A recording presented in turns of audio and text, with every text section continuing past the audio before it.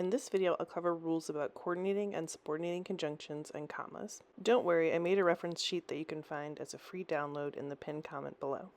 The first pattern you'll see on test day is independent clause, comma, FANBOYS conjunction, independent clause.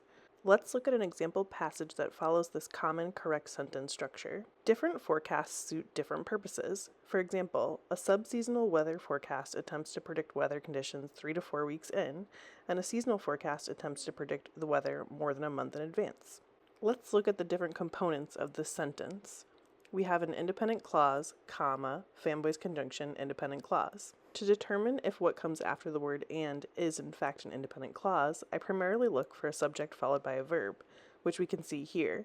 A seasonal forecast attempts. Here are your FANBOYS conjunctions, also known as coordinating conjunctions. The most popular ones on the SAT seem to be and, or, and but. Let's look at another practice question that involves a FANBOYS conjunction and punctuation in the answer choices. In 1727, dramatist Name presented a new play, Name, at a London theatre.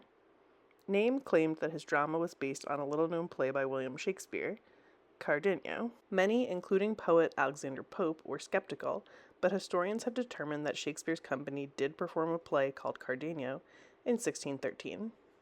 We have an independent clause, many, including poet Alexander Pope, were skeptical, followed by an independent clause. Historians have determined that Shakespeare's company did perform a play called Cardenio in 1613.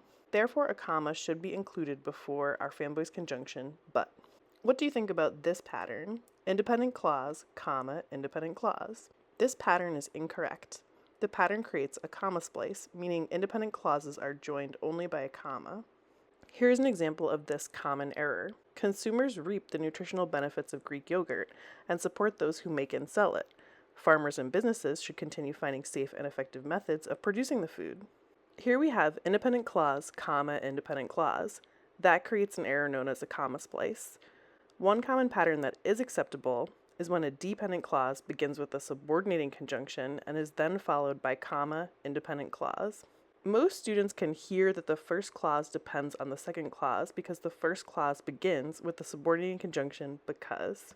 Because consumers reap the nutritional benefits of Greek yogurt and support those who make and sell it, farmers and businesses should continue finding safe and effective methods of producing the food.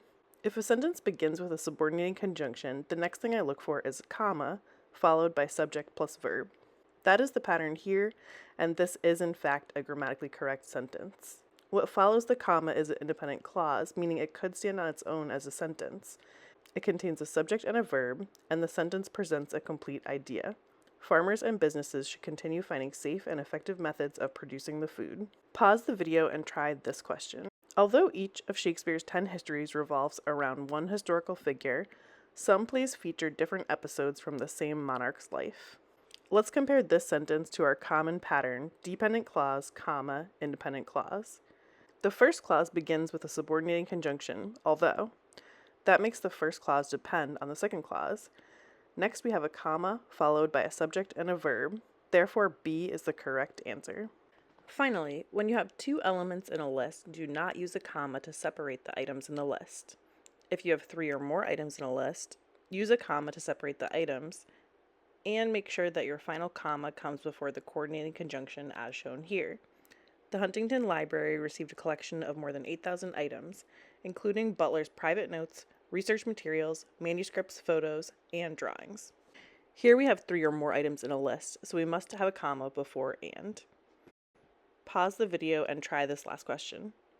In 2021, a team of researchers led by Name gathered all available data on air quality measurements from the past 15 years.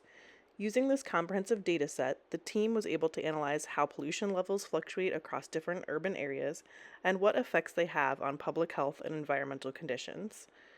Here we have 2 elements in a list, so we should not have a comma before and.